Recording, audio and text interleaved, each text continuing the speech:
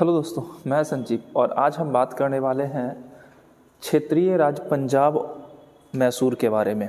यानी कि हम इस पे पंजाब एवं मैसूर के बारे में जितना हो सकेगा एमसीक्यूज हम देखने वाले हैं।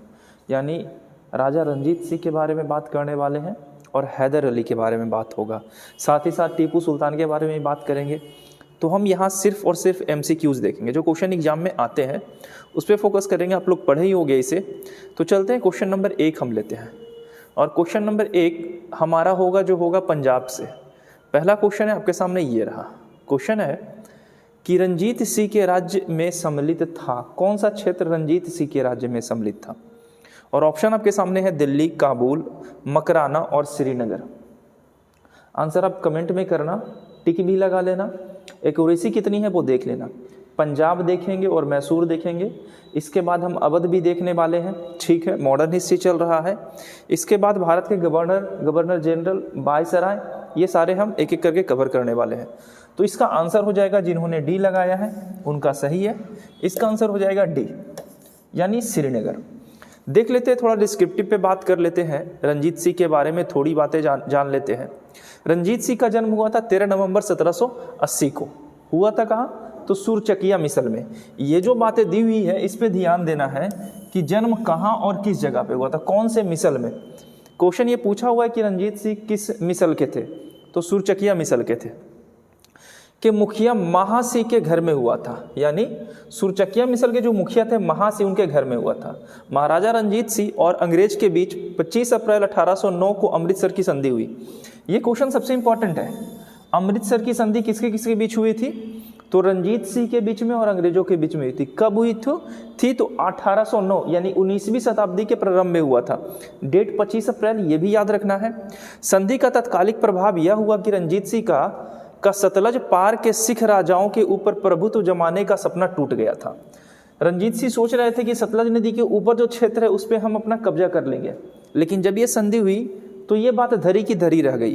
परंतु दूसरी ओर, जैसे कनिंघम ने कहा है कि रंजीत सिंह को पश्चिमी देश में प्रसार करने की खुली छूट मिल गई। पश्चिमी देश मतलब क्या? पाकिस्तान का क्षेत्र, महाराष्ट्र का क्षेत्र, गुजरात का क्षेत्र। 1818 ईस्वी में मुल्तान, 1809 में कश्मीर और 1834 में पेशावर को जीत लिया था। तो याद रखने वाली बात यह है कि मुल्तान पे कब कब्जा किए थे, इसके बाद कश्मीर को कब अपने क्षेत्र में लिए थे और पेशावर को कब अपने क्षेत्र में लिए थे, ये याद रखना है। और इस प्रकार जो हमारा श्रीनगर का क्वेश्चन है, यानी श्रीनगर कहाँ है? कश्मीर में। तो 1809 में कश्मीर का क्षेत्र इनका हो गया था। इस हिसाब से आंसर डी होगा। दूसरा, राजा रंजीत सिंह किस मिसल से संबंधित है? तो ये क्वेश्चन का आंसर तो अभी अभी हमने देख लिया था ऊपर ही। इसका आंसर हो जाएगा क्या? ऑप्शन ए, सुरचकिया मिसल के थे। नेक्स्ट क्वेश्चन पे चलते हैं। महाराजा रंजीत सिंह के राज्य की राजधानी कहाँ थी? तो राज्य की राजधानी अगर बात करें तो इसकी राजधानी 2 थी। एक तो हमारा था अमृतसर और दूसरा था लाहौर। यहाँ आंसर क्या होगा? तो यहाँ होगा लाहौर। लाहौर जो थी राजनीतिक राजधानी थी, लेकिन अगर धार्मिक राजधानी का बात किया जाए तो वो अमृतसर था। तो इसका आंसर हो जाएगा डी। देख लेते हैं थोड़ा। 1898 में अफगानिस्तान के शासक जमान शाह ने, हुआ था बड़ा इंटरेस्टिंग घटना था कि जमान शाह पंजाब पर आक्रमण किया और पंजाब पे आक्रमण करने के बाद जमान शाह वापस जा रहा था। लेकिन वापस जाते समय होता क्या है कि चिनाब नदी पड़ती है ऊपर जाते समय, चिनाब, सतलज, रावी, ब्यास। तो जब चिनाब नदी पार कर रहे थे तो उनका जो तोप था वो चिनाब नदी में डूब जाता है। रंजीत सिंह क्या करते हैं कि उनके तोप को निकलवाते हैं और जाकर उनके पास वापस जमान शाह के पास वापस पहुंचा देते हैं। वापस जाते समय उसकी तोप चिनाब में गिर गई। रंजीत सिंह ने उन्हें निकलवा कर वापस भिजवा दिया। उस सेवा के बदले में जमान शाह ने उसे लाहौर पर अधिकार करने की अनुमति दे दी। जमान शाह इससे काफ़ी खुश हुए और वो जानते भी थे रंजीत सिंह कि अगर ऐसा करेंगे तो जमान शाह को वो प्रभावित करना चाहते थे, इसलिए वो ऐसा किए थे। ठीक है। 1799 ईस्वी में रंजीत सिंह ने तत्कालीन लाहौर पर अधिकार कर लिया और उसे अपनी राजधानी बना ली। तो सबसे इंपॉर्टेंट बात तो ये है कि रंजीत सिंह की राजधानी कहाँ थी, और दूसरा लाहौर को रंजीत सिंह ने कब अपनी राजधानी बनाई थी? तो 1799 में। याद रखिए, क्वेश्चन पूछा हुआ है कि कब बनाया था। क्वेश्चन नेक्स्ट, राजा रंजीत सिंह ने किस स्थान पर अदालत ए आला की स्थापना की थी? तो अदालत ए आला की स्थापना अपनी राजधानी में ही करेंगे। और राजधानी कौन सा था इनका? तो राजधानी था लाहौर। इसका आंसर हो जाएगा लाहौर। यूपीएससी पीसीएस का क्वेश्चन पूछा हुआ है, क्वेश्चन का लेवल आप देख रहे होंगे। रंजीत सिंह की न्याय व्यवस्था कठोर थी। राज्य की सर्वोच्च अदालत का नाम अदालत आला था। यह अदालत लाहौर में स्थित था। रंजीत सिंह स्वयं उसके प्रधान न्यायाधीश थे, यानी अदालत भी उनका, न्यायाधीश भी वही है। अब आप समझ सकते हैं कि जो जाते होंगे वहाँ पे न्याय मांगने के लिए, तो जैसा रंजीत सिंह चाहेंगे वैसा ही करेंगे। लेकिन रंजीत सिंह के बारे में एक बात फेमस है कि वो कभी भी अपने साम्राज्य में गलत न्याय कभी किए नहीं थे। ठीक है, तो जनरली जो अदालत होती है, जैसे हमारा ही बिहार शरीफ का, अगर बिहार का हाई कोर्ट देखेगा तो पटना में है, राजधानी में है। तो ये भी इनकी जो राजधानी वो थी अदालत, उनका नाम क्या था? अदालत ए आला। ये बात अंडरलाइन करना है। कहाँ था? तो लाहौर में था। और लाहौर क्या है? तो इनकी राजधानी है। कब बनाए थे? 1799 में।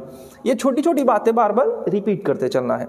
नेक्स्ट, रंजीत सिंह ने सुप्रसिद्ध कोहिनूर हीरा प्राप्त किया था। कोहिनूर हीरा बड़ा इंटरेस्टिंग कहानी है कोहिनूर का। इतना ज़्यादा चक्कर लगाया है ना कोहिनूर की, समझिए। ये क्वेश्चन पूछता है कि कोहिनूर का हीरा किस खान से प्राप्त किया गया था? तो तेलंगाना में एक खान था गोलकुंडा की खान, वहाँ से ही कोहिनूर हीरा निकाला गया था। और दिल्ली सल्तनत के एक 1000 दिनारी जिसे कहा जाता है, मलिक काफूर, उसे दिया गया था। वो खिलजी को वापस कर दिया। ये ऐसे लगातार चलता रहा। रंजीत सिंह को फिर से कोहिनूर का हीरा प्रदान किया गया था। अब कोहिनूर का हीरा कौन प्रदान करेगा, एक बार थोड़ा देख लेते हैं, उसके बाद हम इसका आंसर करेंगे। पर आंसर अगर साह किए हो तो ठीक है, लेकिन हम देख लेते हैं कौन है। ऐसे तो जमान सा होगा, देखते हैं। पंजाब अहमद शाह अब्दाली के साम्राज्य का भाग था, यानी जो पंजाब का क्षेत्र था वो किसका भाग था? तो अहमद शाह अब्दाली के क्षेत्र का भाग था पंजाब। परंतु सन 1773 ईस्वी में उसकी मृत्यु के पश्चात मुल्तान, कश्मीर इत्यादि कुछ छोटे छोटे भागों को छोड़कर शेष पर सिख मामलों का मिसलों का अधिकार हो गया। उधर अफगानों के आंतरिक झगड़ों के कारण रंजीत सिंह को अपनी स्थिति दृढ़ करने में को अवसर मिल गई। 1800 ईस्वी में अहमद शाह अब्दाली का पौत्र शाह शुजा काबुल की गद्दी पर बैठा, परंतु उसके भाई जो थे वह थे शाह महमूद ने शक्तिशाली बरकजई सरदारे फतेह खां दोस्त महसूद सहायता से उसने 1809 ईस्वी में विस्थापित कर ली। स्वयं कश्मीर का पेशावर पर अधिकार कर लिया। इस अवसर पर शाह शुजा ने काबुल का राज्य प्राप्त करने के लिए रंजीत सिंह की सहायता मांगी और उसे कोहिनूर का हीरा प्रदान किया। तो इसका आंसर हो जाएगा हमारा क्या? शाह शुजा। कोहिनूर का हीरा शाह शुजा ने रंजीत सिंह को दिया था। इसलिए दिया था कि शाह शुजा को साम्राज्य को स्थापित करने के लिए रंजीत सिंह ने मदद किया था, यही कारण से। अगला, निम्नलिखित में से किसने कहा था ईश्वर की इच्छा थी कि मैं सब धर्मों को एक निगाह से देखूं, इसलिए उसने मेरी एक आंखें क्या कर ली? एक आंख की रोशनी ले ली। यानी जो थे, कौन थे? महाराजा रंजीत सिंह। रंजीत सिंह का ऐसा बयान था कि ईश्वर चाहते थे कि हम सभी धर्मों को एक ही आंख से देखें, इसलिए उन्होंने मेरी दूसरी आंख की रोशनी ले ली। स्टेटमेंट काफ़ी अच्छा था। रंजीत सिंह का जन्म 13 नवंबर 1780 को सुरचकिया मिसल में हुआ था। अभी हम लोग देखे भी थे, नवंबर 1780 को सुरचकिया मिसल में हुआ था। मुखिया महासिंह के घर में हुआ था। 12 वर्ष के ही थे कि उनके पिता का स्वर्गवास हो गया। 1792 से 97 ईस्वी तक वह एक प्रशासनिक प्रसिद्ध, जिसमें इनकी माता, सास और दीवान लखपत राय थे, ने शासन कार्य चलाया। 1797 में उन्होंने समस्त कार्यभार स्वयं संभाल लिया। यानी 1797 मात्र 17 वर्ष की उम्र में ये पूरे के पूरे कार्यभार खुद संभालना शुरू कर दिए। रंजीत सिंह ने लाहौर पर 1799 में, अमृतसर पर 1805 में और फरीदाबाद, कोट, मालेर, कोटला और अंबाला पर 1808 में विजय प्राप्त कर ली। ये जितनी अमृतसर, फरीदाबाद, मालेर, कोटला, अंबाला, 1808, ये सारे क्वेश्चन पूछे गए हैं। रंजीत सिंह एक योग्य शासक, उन्होंने कहा था कि ईश्वर की इच्छा थी कि मैं सभी धर्मों को एक निगाह से देखूं, इसलिए उसने मेरी दूसरी आंख की रोशनी छीन ली। इसका आंसर होगा रंजीत सिंह। महाराजा रंजीत सिंह के उत्तराधिकारी कौन थे? उत्तराधिकारी कौन थे? हरि सिंह होगा, खड़क सिंह होगा, ननिहाल सिंह होगा या शेर सिंह होगा? इसका आंसर क्या होगा? इसका आंसर हो जाएगा हमारा खड़क सिंह। रंजीत सिंह के उत्तराधिकारी जो तो खड़क सिंह थे। खड़क सिंह के खड़कने से खड़कती हैं खिड़कियां, और खिड़कियों के खड़कने से खड़कता है खड़क सिंह। तो रंजीत सिंह के बाद आए थे हमारे कौन? खड़क सिंह। 1839 ईस्वी में रंजीत सिंह की मृत्यु हो गई। जन्म कब हुआ था? तो जन्म हुआ था 79 में, 1779 में। और मरे कब थे? 39 में। अभी रंजीत सिंह के बारे में देखे ना, जन्म हम रंजीत सिंह के बारे में देखे थे कि रंजीत सिंह का जन्म कब हुआ था, सॉरी 1780 में। 80 में जन्म हुआ और 39 में उनकी मृत्यु हो गई। 8वां क्वेश्चन, सिख राज्य का अंतिम राजा कौन था? सिख का अंतिम राजा का बात कर रहा है, तो कौन थे? अभी हम बात किए कि सिख राजा का अंतिम राजा कौन था, तो अंतिम शासक दिलीप सिंह था।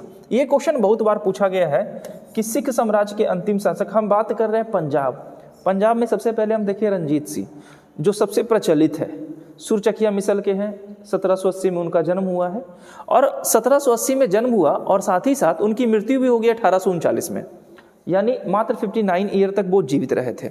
इसके बाद सबसे अंतिम जो सिख नेता थे वो थे हमारे दिलीप सिंह, इसको भूलना नहीं है। नेक्स्ट क्वेश्चन, पंजाब के पूर्व महाराजा दिलीप सिंह के विषय में निम्नलिखित में से कौन सा कथन सत्य है? दिलीप सिंह के बारे में बात करते। 23 अक्टूबर 1893 में उनका निधन पेरिस में हुआ था। सत्य कथन ढूंढना है। बिल्कुल, वो पेरिस में ही मरे थे। आगे, नासिक में उनकी अंत्येष्टि हुई थी। उन्होंने कभी भी सिख धर्म को नहीं छोड़ा, वह कभी भी रूस नहीं गए। इसका आंसर होगा हमारा ए।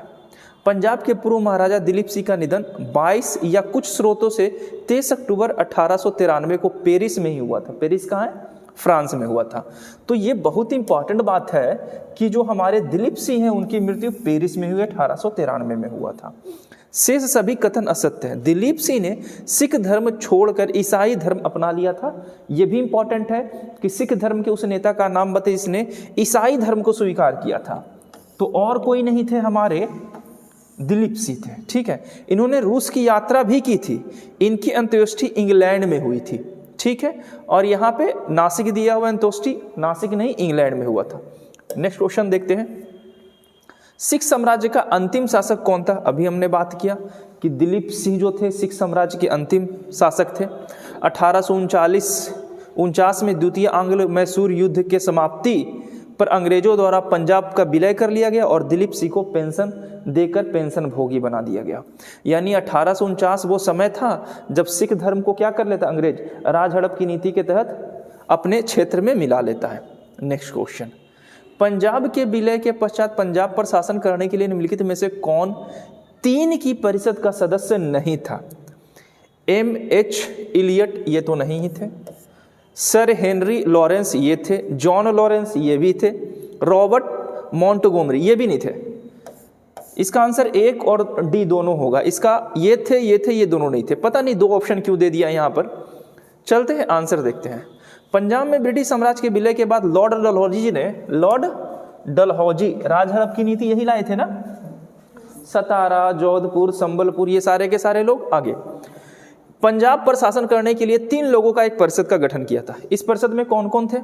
तो एक थे हेनरी लॉरेंस की अध्यक्षता में जॉन लॉरेंस थे और चार्ल्स ग्रेविनियल थे के सदस्य के रूप में नियुक्त किया गया था। H.M. इलियट तथा रॉबर्ट मॉन्टगोमरी इस परिषद से संबंधित नहीं थे। तो इसका आंसर 1 तो होगा ही होगा और A और D दोनों होगा। ठीक है, कभी कभी ऐसा मिस्टेक करता है, कोई बात नहीं है। अगला क्वेश्चन देखते हैं, प्रथम आंग्ल मैसूर युद्ध में विजय कौन हुआ? अब आते हैं हम लोग मैसूर पे। इस समय अभी हम लोग थे पंजाब में हम राजा रंजीत सिंह के बारे में देखें, दिलीप सिंह के बारे में देखें और खड़क सिंह के बारे में देखें। खड़क सिंह कौन थे? तो रंजीत सिंह के बाद जो पंजाब का सिख नेता बनते हैं वो खड़क सिंह बनते हैं और सबसे अंतिम जो सिख नेता होते हैं वो दिलीप सिंह होते हैं। अब हम बात कर रहे हैं किस पे?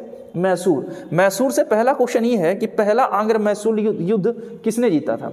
मैसूर के बारे में हम बात करेंगे तो 2 शासक होंगे, एक हमारे होंगे हैदर अली और दूसरे होंगे टीपू सुल्तान। हैदर अली भी 2 युद्ध करता है मैसूर का और टीपू सुल्तान 3 युद्ध में भाग लेता है। दूसरा में भी भाग लेता है, तीसरा में भी, और चौथा में टीपू सुल्तान मारा जाता है और दूसरे में हैदर अली मारे जाते हैं। तो ये शॉर्ट डिस्क्रिप्शन था। अब हम देखते हैं ये हैदर अली के बारे में बात करें तो पहला जो युद्ध जीता था वो हैदर अली जीता था ब्रिटिश को हराकर। तो इसका आंसर हो जाएगा हमारा ऑप्शन बी, हैदर अली। अब नीचे डिस्क्रिप्शन हम देख लेते हैं थोड़ा। प्रथम आंग्ल मैसूर युद्ध 67 से 69 में अंग्रेज और हैदर अली के मध्य हुआ था। ये सबसे इंपॉर्टेंट बात यह है कि प्रथम आंग्ल मैसूर युद्ध कब हुआ था, ये पूछता है। तो 18वीं शताब्दी के लगभग मध्य में हुआ था ये युद्ध। ऐसे याद रखिए, ये एग्जैक्ट डेट आपको याद रखना पड़ेगा। कौन कौन थे युद्ध में? तो एक तरफ अंग्रेज थे और दूसरी तरफ मैसूर का शासक हमारा हैदर अली साहब थे। हैदर अली पढ़ा लिखा या योग्य शासक, पढ़ा लिखा शासक नहीं था, लेकिन राजनीतिक पर उसका काफी ज्यादा पकड़ था। निजाम मराठा तथा अंग्रेज हैदर अली के विरुद्ध त्रिगुट संधि बनाते हैं। ये निजाम सबसे खराब आदमी है। यही निजाम है जो बार बार कभी अंग्रेज के दल में चला जाता था, कभी हैदर अली के दल में चला जाता था। जब देखता था हैदर अली विजयी हो रहा है तो हैदर अली के पक्ष में, जब देखता था अंग्रेज विजयी हो रहा है तो अंग्रेज के पक्ष में चले जाते थे।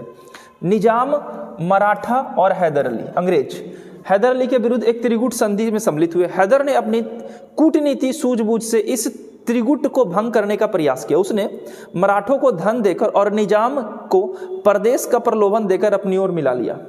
मराठा को भी अपने क्षेत्र में मिला लेता है और निजाम तो वैसे भी हैं दल बदलू, उनको अपना क्षेत्र देता है कि ठीक है हम आपको दे देंगे, आप मेरे साथ आ जाइए। फिर कर्नाटक पर आक्रमण किया। अंग्रेजों की प्रारंभिक सफलता के कारण निजाम पुनः अंग्रेजों की ओर चला गया। जैसे ही देखता है ना कि अंग्रेज विजयी हो रहे हैं तो निजाम कहाँ चला जाता है? अंग्रेजों की तरफ। हैदर अली ने उत्साहपूर्वक लड़ते हुए 1768 ईस्वी में मंगलौर पर अधिकार कर लिया और मार्च 1759 में उसने की सेनाएं मद्रास पर पहुंच गई। अंग्रेजों ने विवशता में हैदर अली की शर्तों पर 4 अप्रैल 1769 को मद्रास की संधि की। सबसे इंपॉर्टेंट लाइन यही है, प्रथम आंग्ल मैसूर युद्ध, हैदर अली विजय हुए, संधि होता है मद्रास की, मद्रास पे अधिकार कर लेता है। कौन अधिकार करता है? तो हैदर अली। ये क्वेश्चन पूछा जाएगा। मद्रास की संधि कब हुई थी? प्रथम आंग्ल मैसूर युद्ध के बाद हुई थी, 1769 में हुई थी। अब दूसरा क्वेश्चन देखते हैं, निम्नलिखित में से कौन 1755 ईस्वी में डिंडीकुल मैसूर में एक आधुनिक शस्त्रागार की स्थापना की थी? एक तो ये हो गए और एक हो गया हमारा बिहार के शासक थे बाबू कुंवर सिंह, 80 वर्ष की उम्र में ब्रिटिश से लोहा ले रहे थे वो, और ये यानी हैदर अली और कुंवर सिंह दोनों एक जैसे हैं। यहाँ भी वो क्या करेंगे? आधुनिक शस्त्रागार की स्थापना करेंगे। और कुंवर सिंह भी क्या करते हैं? अपने क्षेत्र में, अपने किले में तोप और गोले की फैक्ट्री स्थापित करते हैं। इसका आंसर हो जाएगा हैदर अली। 1742 ईस्वी में वेंकट राय के नेतृत्व में मैसूर सेना ने डिंडीकुल पर विजय प्राप्त कर लिया। 1755 ईस्वी में मैसूर महाराजा के स्थिति को संभालने के लिए हैदर अली को डिंडीकुल भेजा गया। 1755 में हैदर अली ने डिंडीकुल पर कब्जा कर लिया। ये क्वेश्चन पूछा गया है कि हैदर अली डिंडीकुल पे कब कब्जा करते हैं? तो 1755 ईस्वी में कर लिया और इस किले को एक सैन्य चौकी में बदल दिया। बाद में हैदर अली मैसूर का वास्तविक शासक बन गया। हैदर अली मैसूर का वास्तविक शासक कब बनता है? लगभग 1760 के आसपास वो बनेंगे। 1777 ईस्वी में उन्होंने पुरसीन मीर साहेब को डिंडीकुल का गवर्नर नियुक्त कर दिया। इस तरीके से इसका आंसर हो जाएगा हमारा ऑप्शन बी यानी Hyder Ali. Next question number 14, British general जिसने हैदर अली को पेट्रोनोवा के युद्ध में पराजित किया था वो कौन थे? अच्छा क्वेश्चन है, झारखंड पीसीएस पूछा है, क्वेश्चन ऐसे ही पूछा जाएगा अगर मैसूर और अंग्रेज से क्वेश्चन आया तो इसके आंसर हो जाएगा बिल्कुल सही, सर आयरकूट। सर आयरकूट थे जिन्होंने पेट्रोवा के युद्ध में हैदर अली को पराजित किया था। डिस्क्रिप्शन इसका थोड़ा देख लेते हैं क्या दिया है। सन 1781 ईस्वी में हैदर अली का सामना अंग्रेज जनरल आयरकूट से हुआ था जिसने पेट्रोनोवा का युद्ध कब हुआ? 81 में हैदर अली को पराजित कर दिया था। तो ये क्वेश्चन पूछा गया है कि पेट्रोनोवा के युद्ध में किसे किसके बीच हुआ? तो मैसूर के शासक हैदर अली थे और ब्रिटिश था जिसका नाम था आयरकूट। पराजित कौन हुआ था? हैदर अली। नेक्स्ट, टीपू सुल्तान ने अपनी राजधानी कहाँ बनाई थी? ये बहुत सारा क्वेश्चन है। एक तो क्वेश्चन ये पूछेगा टीपू सुल्तान ने अपनी राजधानी कहाँ बनाई। दूसरा क्वेश्चन ये पूछ सकता है कि बता दीजिए मैसूर की राजधानी कहाँ थी। दो तरह से क्वेश्चन पूछा जाएगा। तो इसका आंसर हो जाएगा बिल्कुल सही, श्रीरंगपट्टनम। टीपू सुल्तान ने श्रीरंगपट्टनम को अपनी राजधानी बनाया एवं यहाँ जैकोबियन क्लब की स्थापना की और उसका सदस्य बना। ये जो जैकोबियन क्लब है ना, ये बहुत बार पूछा गया है कि वो कौन से शासक थे जो जैकोबियन क्लब की संस्थापक थे या सदस्य थे? तो दोनों में होगा हमारा टीपू सुल्तान। अब हैदर अली का कहानी खत्म हो गया। 6-7 क्वेश्चन टीपू सुल्तान से पूछेंगे और अच्छे लेवल का क्वेश्चन पूछेगा और 1-2 क्वेश्चन आपको मिलाने के लिए दे दिया जाएगा। आंग्ल मैसूर युद्ध, 4 आंग्ल मैसूर युद्ध हुआ है, चारों को याद करना है और कौन कौन सी संधि हुई है ये भी पूछता है तो वो भी देख लेंगे। निम्नलिखित भारतीय शासकों में से कौन था जिसने विदेशों में आधुनिक पद्धति से दूतावास स्थापित किया था? तो दूतावास स्थापित करने वाला कौन होगा? हैदर अली तो खत्म हो चुके हैं, मीर कासिम होगा नहीं, शाह आलम द्वितीय मुगल का है, ये बंगाल का नवाब है, तो एक ही होंगे, टीपू सुल्तान होंगे। टीपू सुल्तान ने आधुनिक पद्धति से विदेशों में दूतावास स्थापित किया था। यानी जो दूतावास के ट्रेंड अभी भी चल रहा है ना, तो वो जो हमारे देश अलग अलग देशों में हमारा देश का दूतावास होता है, उसी तरीके से टीपू सुल्तान ने ही ये शुरू किया था। टीपू सुल्तान ने ब्रिटिश सेना को 1780 में हराया। वो कौन सा, कहाँ पर हराया था? तो पुल्लीपुर में हराया था। इसका आंसर हो जाएगा हमारा कौन? इसका आंसर हो जाएगा बी। देख लेते हैं थोड़ा इसका स्टेटमेंट। हैदर अली एवं टीपू सुल्तान ने मराठों तथा निजाम के साथ समझौता कर लेता फ्रांसीसी सहायता का वचन ले लिया तथा कर्नाटक पर जुलाई 1780 ईस्वी में आक्रमण कर अकाट पर अधिकार कर लिया। तत्पश्चात टीपू सुल्तान ने हेक्टर मुनरो की सेना को किस स्थान पर हराया था? हेक्टर मुनरो की सेना को पुल्लीपुर नामक स्थान पर हराया था। क्वेश्चन काफी अच्छा है और यही सब क्वेश्चन आपसे पूछे जाएंगे और सारा का सारा क्वेश्चन पीसीएस का है। अगला बीपीएससी का 42 पीसीएस का क्वेश्चन है, देख लेते हैं क्या क्वेश्चन है। अंग्रेज ने श्रीरंगपट्टनम की संधि किसके साथ की थी? श्रीरंगपट्टनम की संधि हुआ कब था?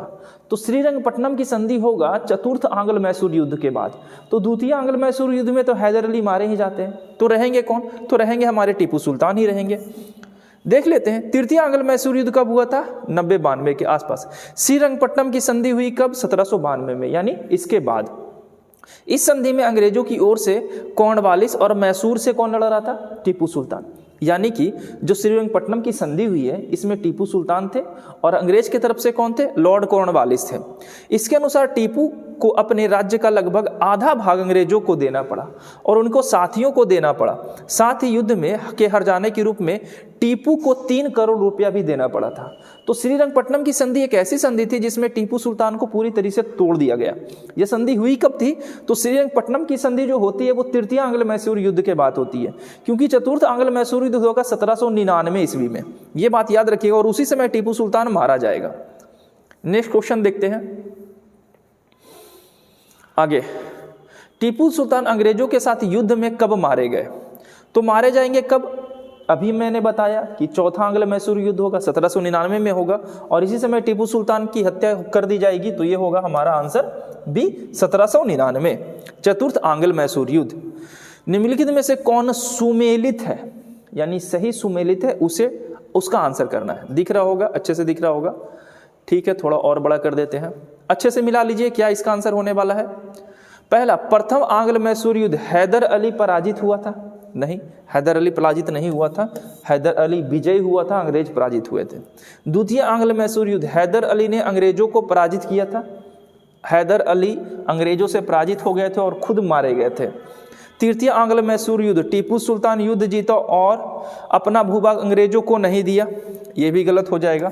टीपू सुल्तान अभी देखे श्रीरंगपट्टनम की संधि होती है और आधा क्षेत्र अंग्रेज को दे देते हैं, ठीक है। अभी हमने देखा था श्रीरंगपट्टनम की संधि होती है और 3 करोड़ रुपया हर्जाना भी भरते हैं। चौथा चतुर्थ आंग्ल मैसूर युद्ध टीपू सुल्तान पराजित हुआ और युद्ध में मारा गया, बिल्कुल सही। चतुर्थ आंग्ल मैसूर युद्ध 1799 में होगा। टीपू सुल्तान हार जाएंगे और यहीं पे इनकी मृत्यु हो जाएगी। और टीपू सुल्तान पढ़े लिखे एक योग्य शासक थे, लेकिन हैदर अली पढ़ा लिखा नहीं था। प्रथम आंग्ल मैसूर युद्ध 67-69 में हुआ था। इस दौरान अंग्रेज गवर्नर बेरेलस्ट थे। याद रखिएगा ये बात, ये बहुत बार पूछा है कि प्रथम आंग्ल मैसूर युद्ध के समय गवर्नर जनरल कौन था? बेरेलस्ट था। युद्ध 4 अप्रैल 1769 को मद्रास की संधि से समाप्त हुआ था। तो प्रथम आंग्ल मैसूर युद्ध में कौन सी संधि हुई थी उसके उपरांत? तो मद्रास की संधि हुई थी। नेक्स्ट, द्वितीय आंग्ल मैसूर युद्ध 80 से 84 के बीच होता है। इस दौरान अंग्रेज गवर्नर जनरल वारेन हेस्टिंग थे। यह युद्ध 1784 को समाप्त होता है और मंगलौर की संधि से। तो पहला मद्रास की संधि, दूसरा मंगलौर की संधि MM, तीसरा श्रीरंगपट्टनम की संधि होगा। आगे चलते हैं। तृतीय आंग्ल मैसूर युद्ध 1790 से 92 तक चला। इस दौरान अंग्रेज गवर्नर जनरल लॉर्ड कॉर्नवालिस थे। पहला में कौन था? पहला में हमारा बेरेलस्ट है, दूसरा में हेस्टिंग है और तीसरा में कॉर्नवालिस है। टीपू सुल्तान ने तुर्की की सहायता प्राप्त करने का प्रयत्न किया, लेकिन संभव नहीं हो सका। 84-85 ईस्वी में उसने एक दूत कुस्तुतुनिया भेजा। 1787 में टीपू ने एक दूत मंडल फ्रांस भी भेजा था। यह युद्ध 1792 ईस्वी में श्रीरंगपट्टनम की संधि से समाप्त हुआ, जिसमें टीपू ने अपने आधे क्षेत्र और 3 करोड़ रुपया का हर्जाना अंग्रेजों को भुगतना था। चतुर्थ आंग्ल मैसूर युद्ध 1799 को हुआ। इस दौरान अंग्रेज गवर्नर जनरल लॉर्ड वेलेस्ली थे। 4 मई 1799 को अंग्रेजी सेना ने श्रीरंगपट्टनम का दुर्ग जीत लिया और टीपू ने लड़ते लड़ते वीर गति प्राप्त कर ली। टीपू के कुल के सदस्यों को वेल्लोर में कैद कर लिया गया, यानी कि टीपू चतुर्थ आंग्ल मैसूर युद्ध में मारे जाते हैं। अब नेक्स्ट क्वेश्चन है, नेक्स्ट क्वेश्चन मिलान करना है। इलाहाबाद की संधि कब हुई, मंगलौर की संधि कब हुई, सलवाई की संधि कब हुई और मद्रास की संधि कब हुई। तो ये सब में सबसे पहले इलाहाबाद की 2 संधि हुई थी, 12 अगस्त 1765 और 12 अगस्त के बाद कुछ दिन बाद होता है 16 अगस्त 1765। तो 2 संधि हुआ था इलाहाबाद का, तो 1765 इसका, ये एक का जाएगा, ये 1 का 4। अब ऑप्शन में देख लेते हैं, 1 का 4 यहाँ भी, 1 का 4 यहाँ भी है। मंगलौर की संधि कब हुई थी, तो मंगलौर की संधि हुई थी हमारा 1784 में ही, मंगलौर की संधि। सलवाई की संधि कब हुई और मद्रास की संधि कब हुई, तो मद्रास की संधि हुई थी प्रथम आंग्ल मैसूर युद्ध के बाद हुआ था, और प्रथम आंग्ल मैसूर युद्ध 1780 से 82 में चला था, 84 तक। यहाँ पे इसका आंसर ये होगा और इसका आंसर हमारा सिंपली ये हो जाएगा। तो यहाँ पे कौन जाएगा आंसर, सॉरी, सलवाई की संधि कब होगा, सलवाई की संधि मद्रास की संधि 4 2 1 3, 4 2 3 1, 4 2 3 1, ऑप्शन ए नहीं, ऑप्शन ए नहीं होगा, थोड़ा सा गलत हो गया है, ऑप्शन ए नहीं होगा। फिर से मिला लेते हैं एक बार। इलाहाबाद की संधि ठीक है, उसके बाद हमारा मंगलौर की संधि भी ठीक है, इसके बाद सलवाई की संधि और मद्रास की संधि। तो सलवाई की संधि हो जाएगा हमारा कब, 1782 में। मद्रास की संधि होगा 1789 में, क्योंकि मद्रास की संधि प्रथम आंग्ल मैसूर युद्ध होता है इसी समय। तो इसका आंसर हो जाएगा हमारा सी। ठीक है, एक बार नीचे दिया भी है, एक बार इसको पढ़ भी लेंगे और क्लियर हो जाएगा। इलाहाबाद की प्रथम संधि अंग्रेज और मुगल सम्राट के बीच हुआ था, कब हुआ था, तो 12 अगस्त 1765 को, शाह आलम द्वितीय और किसके समय में, अंग्रेज के समय में। इलाहाबाद की 2 संधि हुई है, 16 अगस्त और 12 अगस्त। 16 अगस्त को जो संधि हुआ था वो हुआ था किसके बीच में, तो अवध के नवाब थे शुजा-उद-दौला, उसके बीच में हुआ था, यहाँ पे दिया भी है। जबकि इलाहाबाद की द्वितीय संधि अवध के नवाब शुजा-उद-दौला के बीच 16 अगस्त 1765 ईस्वी को हुआ था।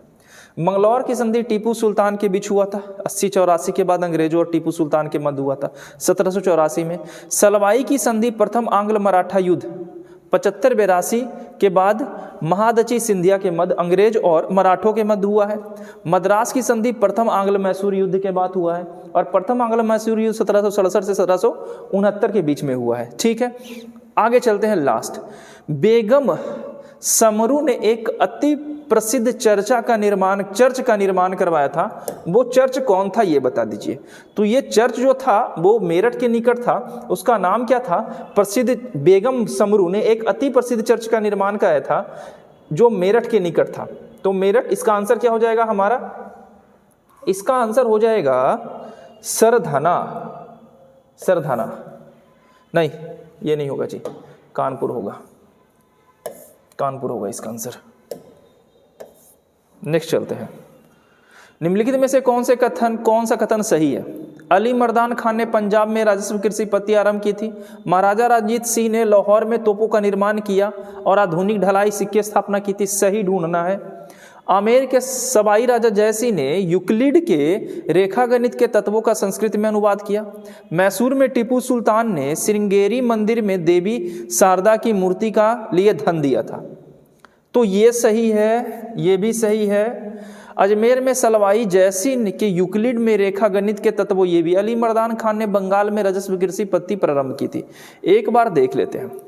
राजा रणजीत सिंह ने तोपखाने पर अधिक बल दिया था। लाहौर तथा अमृतसर में तोप, गोला और बारूद बनाने के लिए कारखाने लगाए थे। ठीक है। आमेर के सवाई राजा जयसिंह ने यूक्लिड में रेखागणित के तत्वों का संस्कृत में अनुवाद करवाया, यानी वो भी सही था। सवाई राजा जयसिंह ने दिल्ली, बनारस आदि नगरों में 5 वेधशालाएं भी बनवाई। टीपू सुल्तान ने श्रीरंगनगर मंदिर में शारदा देवी की मूर्ति का निर्माण के लिए धन दिया था। जबकि बंगाल के राजस्व कृषि पत्ति प्रारंभ करने का श्रेय अली मर्दान खान को नहीं बल्कि मुर्शिद कुली खां को जाता है। तो ये भी सही है। इसका आंसर ये सही नहीं है, तो इसका आंसर यही हो जाएगा, ऑप्शन ए। Next question. विचार कीजिए अच्छे से पढ़ के और आंसर दीजिए। पहला क्वेश्चन क्या है, पानीपत का तृतीय युद्ध अहमद शाह अब्दाली और इब्राहिम लोदी के बीच हुआ था। तो ये पानीपत का तृतीय युद्ध इन दोनों के बीच में हुआ था। आपको याद है ना, पानीपत का तृतीय युद्ध हुआ है कब, 1761 ईस्वी में, और यहाँ पर हुआ है पानीपत का प्रथम युद्ध 1526 ईस्वी में। इब्राहिम लोदी वंश का अंतिम शासक है ना, तो इब्राहिम लोदी और बाबर के बीच में पानीपत का प्रथम युद्ध होगा, तो ये स्टेटमेंट गलत हो गया। दूसरा, तृतीय आंग्ल मैसूर युद्ध में टीपू सुल्तान की मृत्यु हो गई, नहीं, तृतीय आंग्ल मैसूर युद्ध में तो श्रीरंगपट्टनम की संधि हुई थी। चतुर्थ आंग्ल मैसूर युद्ध में टीपू सुल्तान की मृत्यु हुई थी, तो ये भी गलत हो गया। प्लासी के युद्ध में सिराजुद्दौला की पराजय के लिए मीर जाफर ने अंग्रेजों से मिलकर षड्यंत्र किया था। तो प्लासी के युद्ध याद होगा आपको 1757। प्लासी के युद्ध में सिराजुद्दौला का सेनापति मीर जाफर ही था और अंग्रेज मीर जाफर को अपने तरफ मिला लिया था और सिराजुद्दौला मारे गए थे। तो इसका आंसर ये सही हो जाएगा, तो यहाँ पे केवल बी होगा। अच्छे से ये सब देख लेना है, स्टेटमेंट को एक कर देख लेना है। देखते हैं, 14 जनवरी 1761 को पानीपत की तीसरी लड़ाई अहमद शाह अब्दाली ने सदाशिवराव भाऊ के नेतृत्व वाली मराठा सेना को बुरी तरह पराजित किया था। ठीक है, यानी अहमद शाह अब्दाली और मराठों के बीच में पानीपत की तीसरी लड़ाई 1761 में हुई थी। जेएन सरकार के अनुसार महाराष्ट्र में संभवतः ही कोई परिवार ऐसा नहीं होगा जिसने कोई ना कोई संबंधी ना खोया था। कुछ परिवारों का तो सर्वनाश ही हो गया था पानीपत का तीसरा युद्ध में। 1790 से 92 में तीसरी आंग्ल मैसूर युद्ध में टीपू सुल्तान केवल पराजित हुआ था, उसकी मृत्यु नहीं हुई थी। उसकी मृत्यु चतुर्थ आंग्ल मैसूर युद्ध में हुई थी। श्रीरंगपट्टनम की संधि युद्ध विराम संपन्न हुआ। टीपू सुल्तान 1799 के चतुर्थ आंग्ल मैसूर युद्ध में मारा गया था। ठीक है, प्लासी युद्ध 1757 में हुआ था, बात किया ना 1757। 23 जून 1757 को प्लासी का युद्ध होता है बंगाल के भागीरथी नदी के किनारे बंगाल में। ठीक है, मीर जाफर ने अंग्रेजों से मिलकर सिराजुद्दौला के विरुद्ध षड्यंत्र रचा। अन्य षड्यंत्रों में साहूकार जगत, सेठ राय दुर्लभ तथा अमीन चंद्र प्रमुख थे, अतः केवल तीसरा कथन सही है। ये हमारा स्टेटमेंट था। क्वेश्चन नंबर 24 खत्म हो गया। अब हम अगले बार हम देखने वाले हैं नेक्स्ट टॉपिक गवर्नर जनरल और वाइसराय। तो ये टॉपिक हमारा नेक्स्ट चलेगा। एक तो गवर्नर, पहला बंगाल में गवर्नर बनते हैं रॉबर्ट क्लाइव। ठीक है, 1757 में आएंगे और 1760 तक रहेंगे रॉबर्ट क्लाइव बंगाल के पहले गवर्नर। उसके बाद फिर वो दूसरी बार गवर्नर बनकर आते हैं 1765 से 67 के बीच में, तो वो गवर्नर होंगे बंगाल के। बंगाल का गवर्नर का पद समाप्त करके गवर्नर जनरल का पद शुरू किया जाता है। तो पहले गवर्नर बनते हैं, अच्छे से ध्यान रखिएगा, इसके बंगाल के पहले गवर्नर बनेंगे, फिर बंगाल का गवर्नर जनरल का पद क्रिएट किया जाएगा, फिर बंगाल के जनरल का पद, गवर्नर जनरल का पद समाप्त करके भारत के गवर्नर जनरल का पद क्रिएट किया जाएगा। इसके बाद भारत का गवर्नर जनरल का पद समाप्त किया जाएगा 1857 के विद्रोह के समय, और 1858 में एक नई पद्धति क्रिएट की जाएगी, एक पदवी जिसका नाम होगा वाइसराय। तो ये चार जो है अलग अलग सेक्टर, उसको याद रखना है। बंगाल का गवर्नर और बंगाल का गवर्नर जनरल, भारत का गवर्नर जनरल और भारत का वाइसराय। तो पहला अंतिम ये बार बार पूछा जाएगा। तो जितने भी गवर्नर हुए उनके कार्यकाल में क्या क्या हुआ शिक्षा के क्षेत्र में, या जितने भी क्षेत्र थे, जो गवर्नर जो भी काम किए, उससे 1 से 2 क्वेश्चन आपको एग्जाम में मिल जाएगा। तो कल हम ये टॉपिक करने वाले हैं। स्कोर आपका अच्छा खासा ही रहा होगा। ऊपर में हमारा बंगाल और मैसूर कंप्लीट हो गया। नेक्स्ट क्लास में हम गवर्नर जनरल और वाइसराय देखेंगे। वीडियो सही लगा तो लाइक शेयर कमेंट कीजिएगा। मिलते हैं नेक्स्ट वीडियो में, बाय।